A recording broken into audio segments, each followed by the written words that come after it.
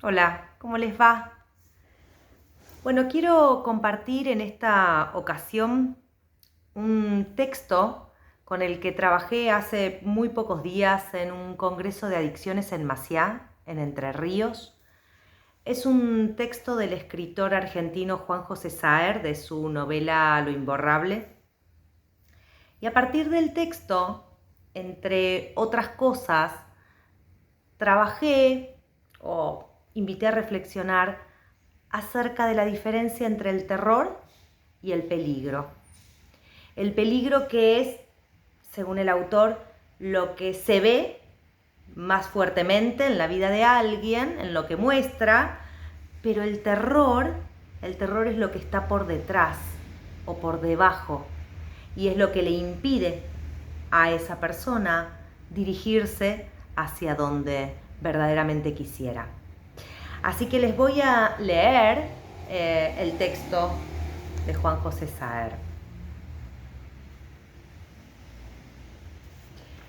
Dice: después de 2 o 3 días de borrachera, me hice una valija y me vine a la casa de mi madre.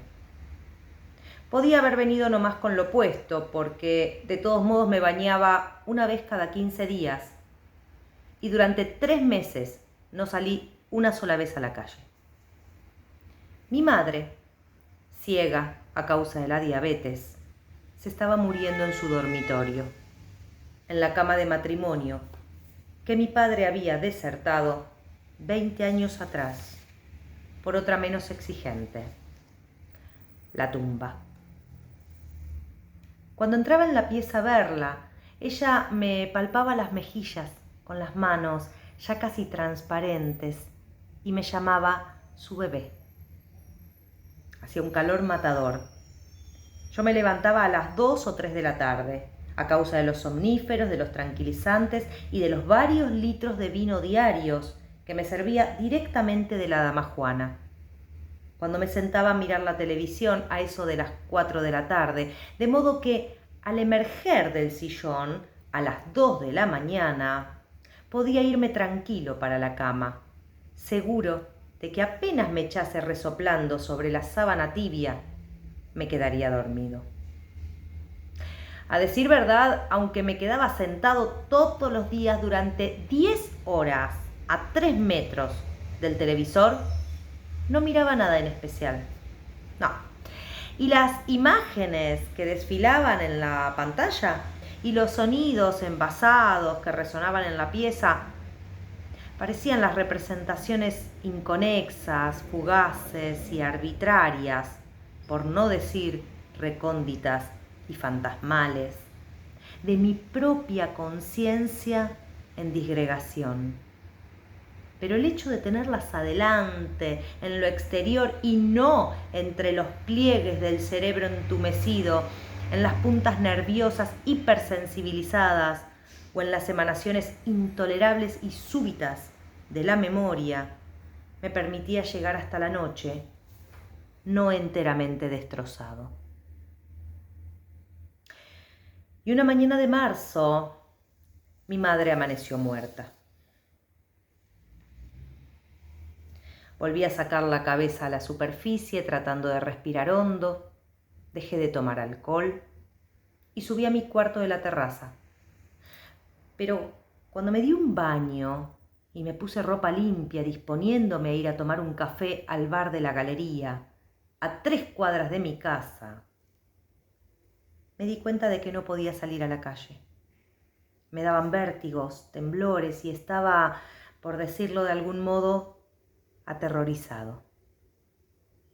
No podía recorrer los 300 metros que me separaban del bar, al que, mientras estuve en la ciudad, he estado yendo a tomar un café todos los días durante más de 20 años. Y eso después de haberme pasado 3 meses sentado frente al televisor, tomando vino tinto, al mismo tiempo que toda clase de somníferos y tranquilizantes. No digo que haya sido a causa de eso, sino más bien que el hecho de haber estado sentado en el living durante 3 meses, con una dama Juana de vino al lado del sillón, era el síntoma inequívoco de que había llegado al último escalón, con el agua negruzca y gélida ciñéndome los tobillos, lista ya para tragarme.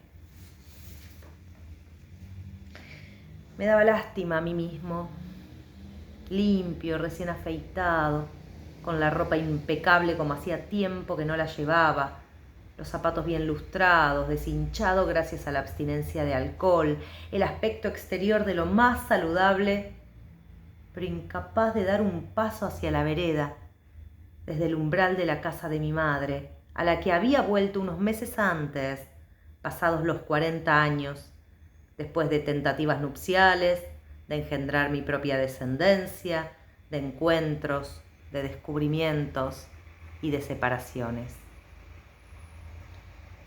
Esa misma tarde llegué hasta la esquina, pero no crucé la calle.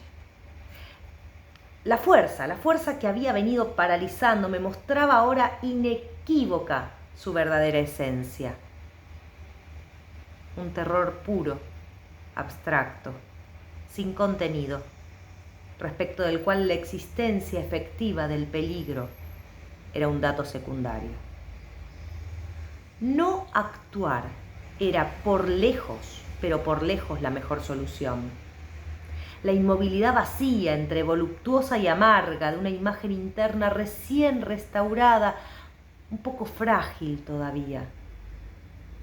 Únicamente cuando me movía el terror recomenzaba, prueba de que, igual que mi sombra, era indisociable de mí mismo. De modo que si quería seguir viviendo tenía que habituarme a su compañía, aprender a reconocerlo en toda circunstancia y sobre todo, para evitar la demencia, extraerlo del campo del delirio y ponerlo en el de la realidad, diciéndome casi a cada instante de los días vacíos y exhaustos que flotaban: no me he vuelto loco todavía, porque el peligro es en efecto imaginario, pero el terror, en cambio, es bien real, y es del terror de lo que hay que ocuparse, y no del peligro. Todo esto, por los 300 metros que me separaban del bar de la galería al que quería ir a tomar un café. Había 3 o 4 itinerarios posibles y algunas veces los intenté, pero siempre terminaba por volverme a mitad de camino, o apenas había salido de mi casa o cuando estaba llegando a las proximidades del bar. Hasta que una mañana me dije que, de todas maneras, inmóvil o en movimiento, el terror me acompañaría. Así que me levanté de la cama, me vestí y salí a la calle, concentrándome no en el trayecto, sino en el terror. Y llegué al bar y me senté en una mesa. Y cuando el guardapolvo verde de la chica que servía se apostó paciente a mi lado, levanté la cabeza y, tratando de que no me temblara la voz, le pedí que me trajera un café.